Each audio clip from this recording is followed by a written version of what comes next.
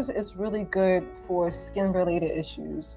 So, like I said, I have a son, and he always end up with a rash or some kind of skin-related issue ever since he was a baby. So, using something like Cleavers is cooling. It's good for skin-related issues, and so outside of that, it's also good for the lymphatic system. Hello and welcome to the Herbs with Rosalee podcast, a show exploring how herbs heal as medicine, as food, and through nature connection. I'm your host, Rosalee de la Forêt. I created this YouTube channel to share trusted herbal wisdom so that you can get the best results when relying on herbs for your health. I love offering up practical knowledge to help you dive deeper into the world of medicinal plants and seasonal living. Each episode of the Herbs with Rosalee podcast is shared on YouTube as well as your favorite podcast app. Transcripts and recipes for each episode can be found at herbswithrosaleepodcast.com or through the link in the video description. Also in the video description, you'll find other helpful resources. For example, to get my best herbal tips, as well as fun bonuses, be sure to sign up for my weekly herbal newsletter. Okay, grab your cup of tea and let's dive in. I'm so thrilled to bring you this conversation with Angela. We've actually been working on getting together for months now, so it's a pleasure that this moment has finally arrived. For those of you who don't know Angela Rahim is an herbalist, permaculturist, and the author of the children's herbal adventure series called Sam, the Junior Herbalist. She's the mother of 7 and resides in Ohio. Well, hello and welcome to the show, Angela. Thank you so much for having me. I'm so happy to be here. Oh, it's such a pleasure to have you. Well, the first thing I want to do is just jump in and hear how you found yourself along this herbal path. Oh my gosh. So it started quite some years ago. I met my late husband, and my late husband, his mother was into herbalism, and he said that he wanted his children to know about herbs and things like that as well. So we have 6 boys. Before he passed, we had 6 boys. And I started learning about herbalism. And I was like, okay, well, if I'm going to do this, I need to take some classes. And so I reached out to the community and said I wanted to take classes. And with the support of the community, they paid for my herbal training. And from there, it just went up from there. You were hooked then. You were like kind of dipped your toes in, and then it was full on in. Oh, yeah. So when I finished, I was like, this information is so good that I was like, I have to go back and take another class. And so I went back to the community, said, hey, I enjoyed it. I really want to do it again. And the community came and they supported me and paid for another class. And then I went and did the Master Herbalist classes, and it was great. And I'm just like assuming that it became a pretty natural thing to just immediately start working with the herbs and all your children. Oh yeah. I mean, so after I finished the classes, of course I knew like what dandelion was and its benefits, but then to really take the classes and then go outside and see these plants, I looked at them totally different. It was just like, oh, what plant is this? I need to learn more about it. And then, of course, I had my children and I introduced them to the plants as well. So I have a son and he's 13 right now. But when I started some time ago, he was a lot younger and he would always get bit by mosquitoes. And one of the first plants I introduced him to was plantain. And he became fascinated with it. And then he started working with it. And my children just basically naturally started really learning about it and picking up the plants and asking the names of them, and they helped me a lot in my herbal studies as well.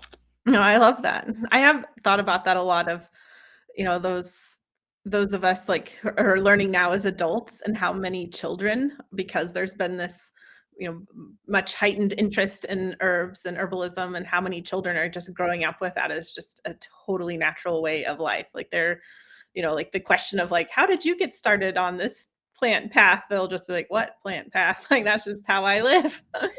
This has been my way of life.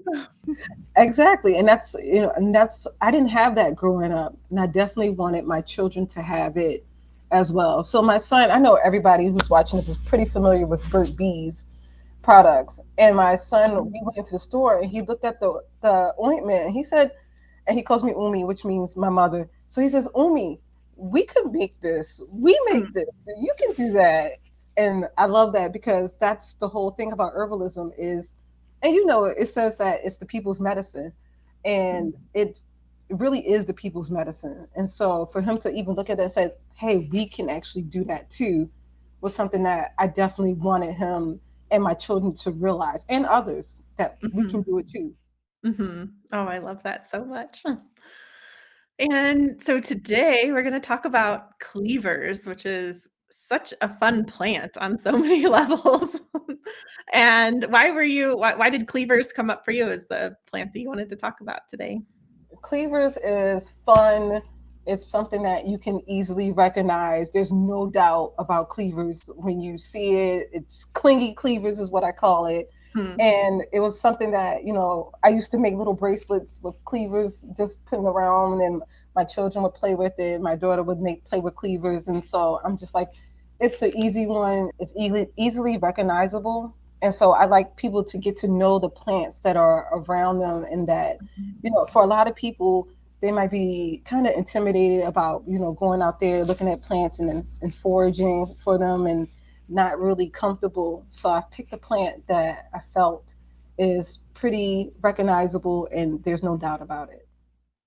Yeah. So for somebody who, I'm sure a lot of people will know cleavers who are watching or listening to this, but for someone who's not familiar with cleavers, how would you describe it? And we'll put images up on the screen too, but what are some identifying characteristics of this clingy plant?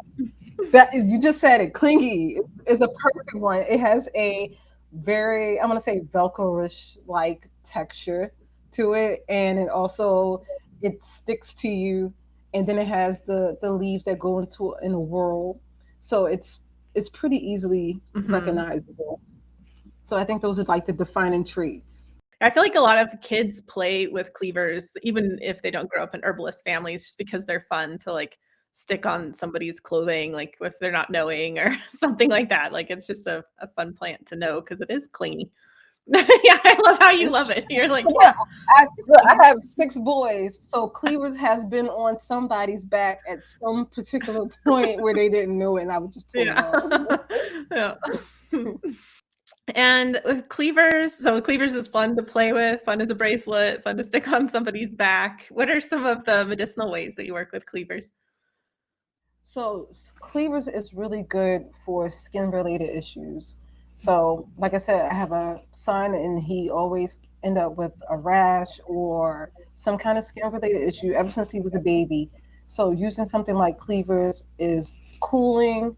It's good for skin related issues. And so outside of that, it's also good for the lymphatic system as well. It's an herb that I go to, especially if I want to do something like I don't know, sometimes people do like spring cleaning.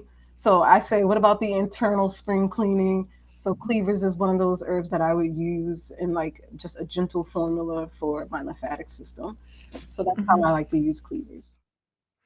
And when you're working with it for those different ways, like how do you like to use it as a gentle internal cleanser? Like, do you like it as a tincture, as a tea? I like cleavers as a tea. I do like also putting it in my food as well. So sometimes I will make pestos or something of some sort using different herbs, and cleavers would be one of those particular herbs as well. Or if I just put it in my smoothie, stuff like that. Oh, nice. And then what about when working with it for a small child, like with skin stuff? How is it a tea as well? So no, I actually use cleavers as an ointment. So I infuse it with an oil, and then I make it into an ointment, and then I would apply it for like, even if it's just like my son has a rash or something like that, he would carry it as an ointment and use it himself and apply it himself when he needs to. Oh, that's nice. And do you often use it as an ointment, or combine it with other things? So I do like combining it with chickweed, because chickweed is another good, gentle skin herb. That's one I've used on my sons. Like if they had like a little rash or something like that, I use chickweed as well. So I would combine those two for an ointment. Yeah, I love that combination, chickweed and cleavers. That's a lovely combination. And interesting, those two tend to kind of grow near each other and grow at the same time. Like here they grow in the spring, and then they might pop up again in the fall. when cooler, wetter weather comes along. So yeah, they're nice companion plants in more ways than one. Oh yeah, I love them, and they're both gentle. So I feel pretty confident in using both of those as well. And I've gotten great results with both of those herbs. Even when I've had friends with really sensitive skin, and I would make them those ointments just as gifts, just to give to them for that particular thing. And then they would say, "Oh, this is great on my skin. It feels so good, and it helped so much." And so now I just make it, and then I give it to people who need it. Nice. Yeah, that's lovely. Yeah, I was just reminding myself about cleavers in anticipation of our chat. And I was reminded I'd found this writing from the 1800s of a doctor who said that he applied cleavers poultice to somebody who had leg ulcers that wouldn't heal. And the writing is, a little bit stodgy or whatever, because it's from a while ago. It's very formal, but it's basically was just like, and then the leg ulcer miraculously healed after it wasn't healing, with this cleavers. And I love that about so many of our plants. They're gentle, that you can rely on them. They're nourishing, and then they can really, make a big impact too when necessary. Like, you don't have to have harsh things with really hard side effects to have benefits as well. Right. And I love those kind of stories, because that's what I tell my students. Like, it's herbalism, and it's been around for so long and tried and true, that it's one of the amazing things about herbs, is that they're so beneficial and right there. Mm-hmm. Right there, like cleavers. Yeah. Yep. Yeah. I love that you eat cleavers. I don't know that I've really had cleavers like in a meal, but you have a recipe for us. It's cleavers in an omelet. Yes. So you can tell us a bit about that? Yes. Okay. So omelets can be pretty forgiving. You can go ahead and, like, with this recipe, everybody can tinker with it. You can add things, you can take things out. This was just basically a really simple omelet with cleavers and wild onions, eggs, some milk, and basically I just made it into an omelet, and my kids love it. You can add other herbs as well. So it's I felt like it was a pretty easy recipe, and people wanted to add some other things to it that they could. Sometimes I want to add other things with my cleavers, or sometimes I just want cleavers. So it's pretty flexible. Mm-hmm. I just can imagine, like, you could probably have some of your kids go get the cleavers. Like, okay, it's cleavers omelet time. Oh yeah, like, of course. Because now and that's one of the fun things about making the omelets, or making the recipes with the children, is because they have a hands-on opportunity. They love to go out and go get it, and then they love to be a part of making it, and then they'll actually really enjoy eating it, because it had such a big part in the whole process. It's not like, well, I'm just forcing you to eat this, and you just like, I don't want it. But kids who actually take part in it have an easier time actually, eating it and things like that, because they played a part in it. Yeah, absolutely.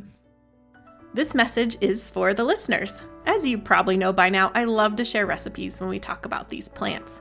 Recipes are a wonderful way for you to get involved and create your own experience with herbs. It's one thing to hear cool facts about cleavers, but an entirely other thing to form your own relationship with this plant through observing, tending, tasting, or just sticking cleavers on the back of somebody's shirt. To help you get to know cleavers more deeply, Angela is sharing a cleavers omelet recipe. You can download your recipe card by visiting herbswithrosaleepodcast.com. There, you'll also find the show notes, including direct links to Angela's offerings and a transcript of this interview. Well, I'm very excited to talk about your book series, Sam the Junior Herbalist. And that's how I think you came on my radar lots earlier this year, maybe this spring or something. And I just noticed it, thought it was so cool. I don't have kids. I ordered the book, and I've since ordered several books and give them away as gifts. And so I'm excited to hear about the book series and the workbook and all that came about from Sam the Junior Herbalist. Oh gosh. Okay. So I'm excited to talk about Sam too. It just was a conversation. I have an identical twin sister. She's 1 minute older. and I just sent her a message on Facebook, and I was like, "Yeah, I'm just thinking about this book and a child that's an herbalist from Baltimore because that's where I'm from." And she was listening, and I think she stopped typing, and I was like, "Okay, guess maybe she wasn't paying me no attention." And then the next day, she came out with the book cover for book one, and she said, "What about this?" And I love it because we have our twin, I don't know what we call it, but I didn't have to say to her, "This is what I envisioned him to be." She did it, she came out with it, and I was like, "That's perfect." And I was like, "Let's do this children's herbal adventure series about a little boy from Baltimore and get children interested in herbalism, learn some vocabulary words at the same time, and then also get them excited about going outdoors and looking at plants with their person and getting a hands-on experience with it." And that Sam is based in the city, so just like me, I live in a city. You don't have to live on 10 acres of land, or you don't have to be out in the country. There's herbs all around us. And if we take time to get to know them, you'll find that they have so much to offer us and for us to offer them in return. And so that's pretty much how Sam came about. I love that. So it was just like you were kind of like were struck by this idea, and I just love that it was like there wasn't any like back and forth about it. It was just like, okay, here's the cover. It was real. Yes, yes. It was so easy. And she made Sam look like Sam embodies all six of my children. Like they all look like Sam. And so it was perfect. And so I have six sons. She has six girls and one No boy. way. She has one boy and I have one girl. So Wow. her son and my sons, they all look like Sam. And Aw. it's like, it's our children relate to the book so much because they've all grown up, or they are growing up with, herbalism in their life. And so a lot of the stories, when people say, "Where did you get the idea for the Sam books?" I'm like, "Well, I have six sons, and so these are plants that I've introduced them to, and these are the methods of application that I've introduced them to when they learn about those plants." So it's basically like based off a true story. Yeah, that's wonderful.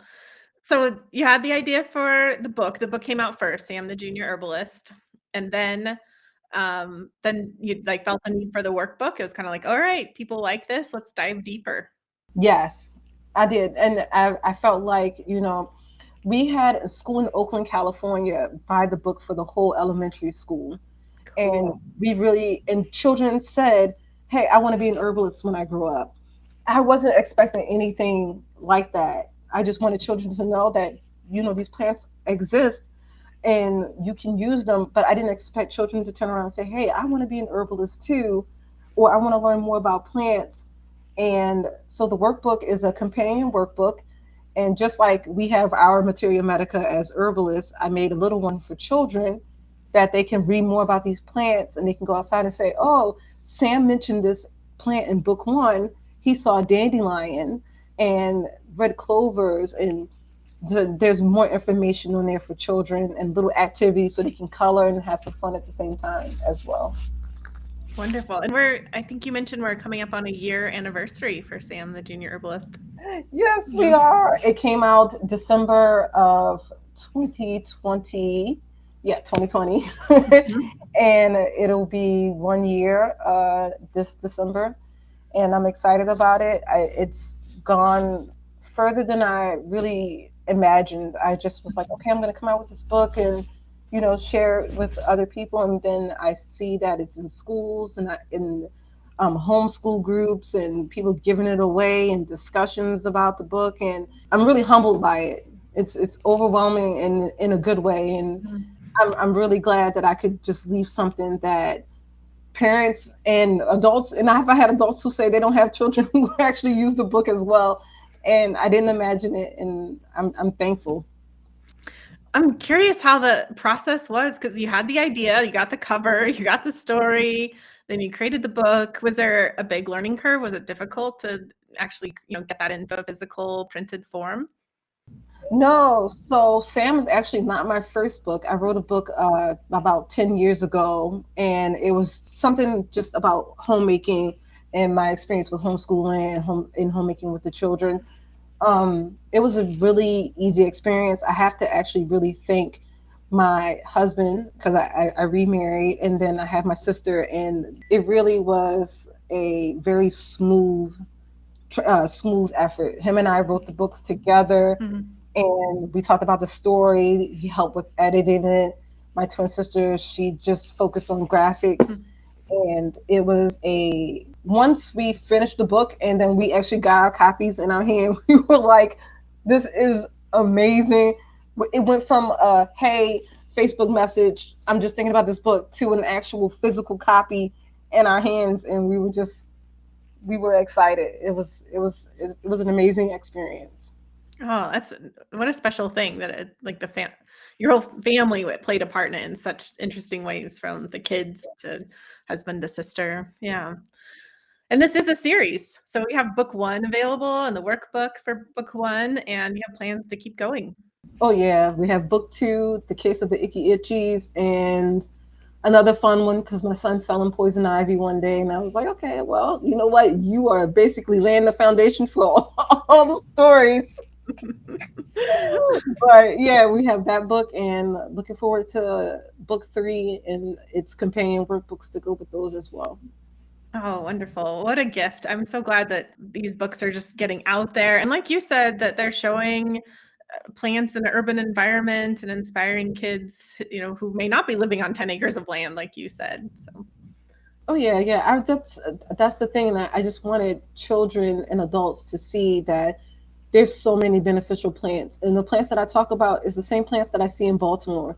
When I go to visit my family in Baltimore and I walk around the neighborhoods, I see chicory, I see cleavers, I see chickweed, I see plantain, and I'm like, so many people walk past these plants on a daily basis, and they really don't know what gems they have. And it's part of our purpose as herbalists to share that, hey, these plants are actually really beneficial, and if you take the time to get to know them, you'll unlock the secrets that they don't keep to themselves unless you're actually really interested in them. Mm-hmm. Yeah. Well, my last question for you is one I've been asking everyone for season 2, and that is, what along your plant path has surprised you along the way? Oh my gosh. Okay. I was thinking about this question for so long. What has surprised me is that I come to a point where it's just that, wow, I didn't realize that there's more to these plants than I realized.